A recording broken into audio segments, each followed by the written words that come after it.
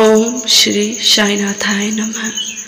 श्री साईं बाबा के 9 गुरुवार के व्रत करने से इस भक्त को मिल गई सरकारी नौकरी। आइए मैं एक कहानी कविता की लेकर के आई हूँ जो श्री साईं बाबा की बहुत प्यारी बहुत अच्छी भक्त थी। इसे बाबा पे अटूट विश्वास और प्रेम था। बाबा को ये बहुत मानती थी और इन्हें जॉब होने में बहुत दिक्कतें आ रही थी, बहुत परेशानी आ रही थी, लेकिन उन्होंने अपनी पढ़ाई को कभी भी नहीं छोड़ा। ये हमेशा बाबा का अपना पढ़ाई करते रही और बाबा का पूजन भी करती रही। एक समय ऐसा आया कि ये हार गई और पढ़ाई करना ये छोड़ दी।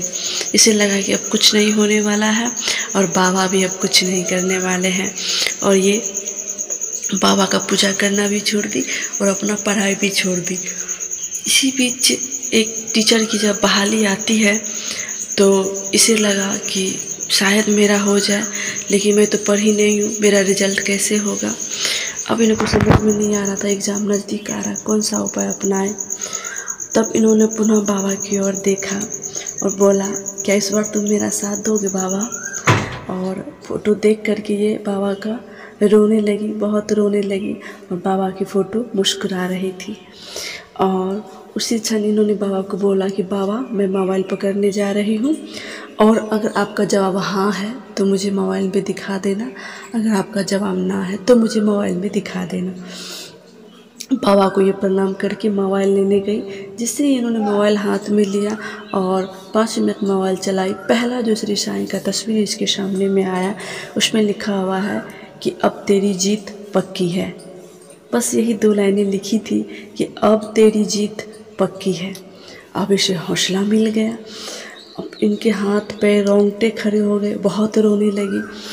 अब वो अगले दिन सोची कि आज बुधवार है और परसों गुरुवार है, आज मैं सारा सामान ले आती हूँ और मैं गुरुवार का व्रत करूँगी और मैं अपना पढ़ाई भी करूँगी। इन्होंने बाबा का गुरुवार का व्रत रखा। जिस तरह से बाबा का पूजन आदि होता है, इन्होंने बहुत श्रद्धा से बाबा का पूजा किया और नित्य दिन बाबा को एक घी का पराठा ये भोग लगाने लगी। और ये खुद भी घी का पराठा, आलू का भुजिया और सेवे दूध यही ये खाती थी।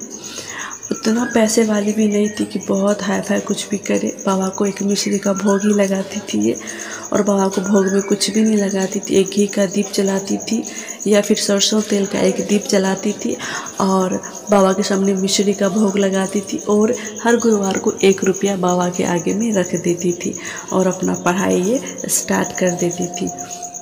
जब इसका एग्ज़ाम नज़दीक आया तो इसका 9 गुरुवार का व्रत चल रहा था, उसी में इन्होंने एग्ज़ाम भी दी जा कर के।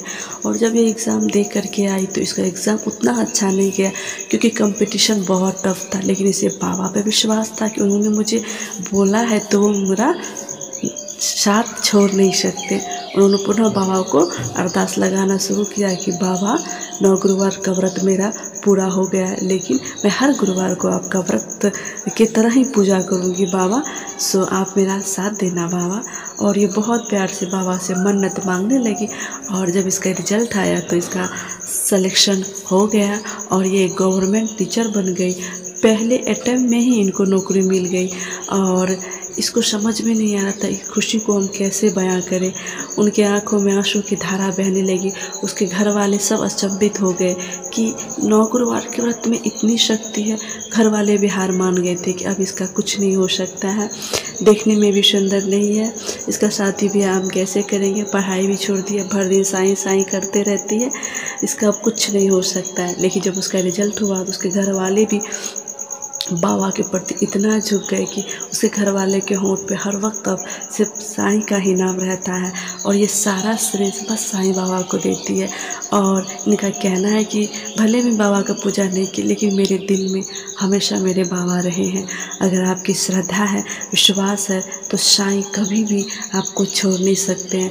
वो इंतज़ार ज़रूर कराएंगे, देर बहुत लगाएंगे, लेकिन जब साईं देते हैं ना तो छप्पर फाड़ के देते हैं। बाबा अपने भक्त का बहुत परीक्षा लेते हैं, इसलिए आप घबराना नहीं और डटे रहना, श्रद्धा और सबूरी बनाए रखना। ओम साई राम।